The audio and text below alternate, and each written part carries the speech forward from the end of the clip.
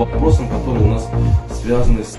Мы сейчас на посту экспортного контроля. 2020 год Департамент госдоходов совместно с погранслужбой, а также фитослужбой и ветслужбой работают в штатном режиме. Очереди как со стороны России, также и со стороны Казахстана отсутствует. И соблюдать все инструкции, условия, правила.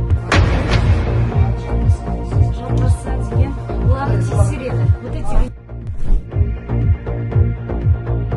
керек қасиеттердің бірі бұл парасат.